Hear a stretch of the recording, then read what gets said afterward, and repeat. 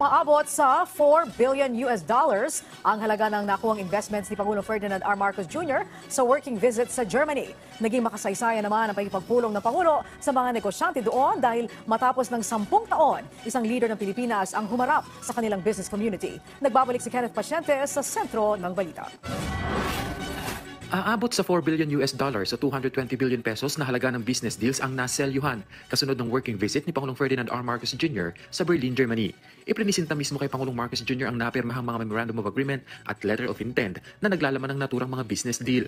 Sakop nito ang mga sektor ng healthcare, agrikultura, automobile at iba pa. Bagaman may mga potential investor na ang bansa, binigyang diin ng Pangulo sa harap ng German business leaders bilang kauna-unahang presidenteng dumalaw sa Germany sa loob ng 10 taon na patuloy na ginagawa ng pamahalaan mga hakbang para maging investment hub ang Pilipinas, lalo na sa Germany bilang European country na may pinakamalaking ekonomiya. We are grateful for the interest of German companies to support the Philippines' commitment to sustainability and climate resiliency through the renewable energy investments that we received and were accounted as the top sector from Germany in 2023.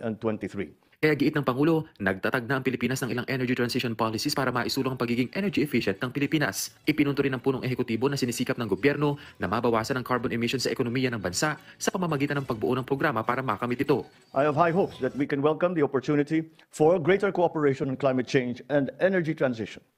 Aligned with our efforts on decarbonization, we are positioning ourselves as a regional hub for smart and sustainable manufacturing. And to achieve this, we are at the forefront of attracting sustainability-driven strategic investments powered by renewable energy. Ibinida rin ng Pangulo ang ilang hakbang ng pamahalaan ukol sa investment, kabilang na ang pag-amyenda sa ilang batas para mapalakas pa ang pamumuhunan sa bansa, kabilang na ang Public Service Act, Foreign Investment Act, Retail Trade and Liberalization Act at Renewable Energy Act. Gayon din ang pagpapabilis ng business registration at pagpapatibay ng ease of doing business. I invite esteemed German business leaders to continue to keep in mind the Philippines as a reliable partner that can support your market expansion and your operations. We remain steadfast in our commitment to purposeful reforms, evident in key legislative amendments. Amendments to the Public Service Act, Foreign Investments Act, Retail Trade and Liberalization Act, and Renewable Energy Act mark a new era for strategic investments.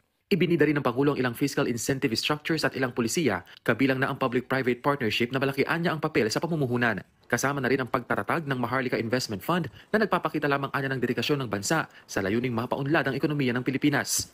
We prioritize the ease of doing business, exemplified by efforts to simplify tax payments and to streamline regulations, showcasing our unwavering support for businesses.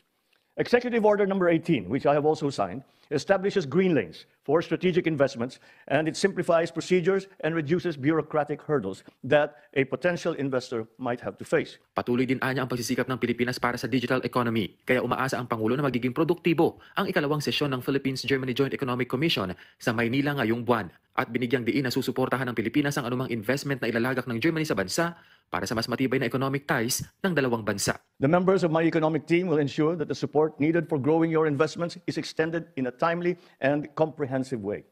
Together with you, as our strategic partner, we can make these investments happen in the Philippines. Mula sa Berlin, Germany,